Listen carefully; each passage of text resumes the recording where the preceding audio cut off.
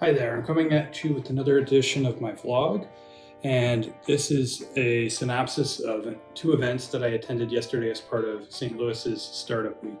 So there were two fantastic presentations. The first one was content marketing for B2B startups, presented by Mindy Chu, who's the founder of Macan Marketing. So in my own business, I definitely do some B2B work.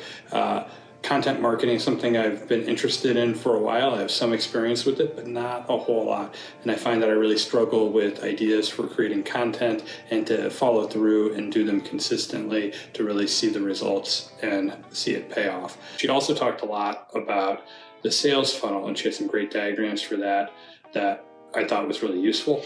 The other tool that she shared that I thought would be really helpful for students would be the persona builder. So as you guys are trying to understand who your customer is, and you're building out a persona for them, right, or an avatar for who that customer is, you can use this HubSpot tool, and that will help you construct that and help you kind of organize it and make it clearer to yourself. The second presentation was titled Building Community Through Social Media, and that was presented by Lucas Farrell. He started St. Louis Bucket List, which is a well-known Instagram account. They really focus a lot on food, beverage, hospitality, restaurant industry type of stuff, but they've built a huge following throughout the St. Louis area. And part of what they really do is they focus on partnering with and highlighting local entrepreneurs and businesses to showcase those things. He talked a lot about collaborations and how that could be useful, but I felt also like his presentation had a lot of helpful advice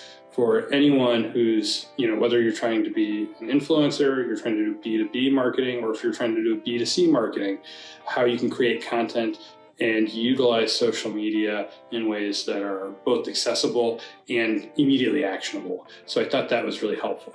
One of the tips he shared that I thought was especially good was you can now collaborate using Instagram, so you can collaborate between your personal account and your business account. And he said that that often will be a way to get to transfer some of your followers or subscribers from one account to another, but you can definitely generate some synergy. And I think he said you can have up to 6 different accounts collaborate on posts. And he was talking, and he shared several examples with how that was really mutually beneficial to do these collaborations and partnerships with other brands. Brought new eyeballs and new people to STL Bucket List. He also talked about how he's using STL Bucket List as a way to demonstrate his expertise and the kind of credibility he has, and that brings in clients who then pay his company to develop social media content for their brands or to manage their social media marketing entirely. So that was pretty interesting. 2 great presentations, but that's not all. So these were both hosted at Tech Artista in University City. So if you're not familiar with Tech Artista, it is a co-working space. It's actually, I think, the biggest one in the St. Louis area. They have 4 locations. So I'd been to, I think, their original Central West End location before, but it had been several years.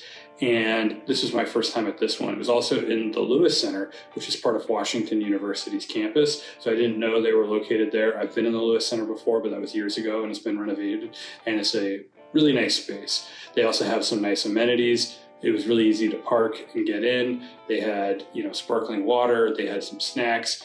That was really great. Everybody that I talked to there was interesting and friendly. I know there were some students there from Parkway's Spark program as well. So South Tech's Design and Entrepreneurship wasn't the only group of high schoolers who were interested in what knowledge was being dropped at this event.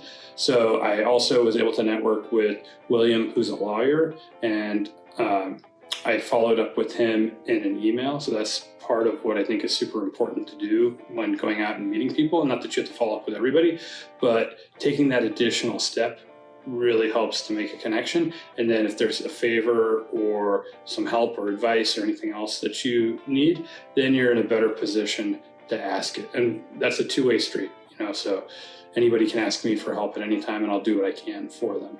I also met someone else. His name was Luke Terrell. And at first I did a double take because one presenter's name was Lucas Farrell, and then we had Luke Terrell. So their names are very, very similar. Different people, different industries. So he was there. He's a documentary filmmaker. I just struck up a conversation with him randomly, very friendly. We connected on LinkedIn, another great place to network. If you make connections, tie into them on LinkedIn too. That's a great way to keep it all organized and to give you another way to stay in touch, especially as people move through jobs and industries over time. So I connected with him as well. That was fantastic. And then I also bumped into somebody who I'd worked on a project with many, many years ago. His name is RJ, and he's a commercial photographer. So I got to reconnect with him. So that's another great thing to do, using these events not only to meet new people, but to strengthen your ties with your contacts that you already have. So those were some of the things that I've been doing. So I encourage you guys, get out there. There's a lot of knowledge to be had and a lot of money to be made through building those relationships and learning from experts through these types of events. So get out there.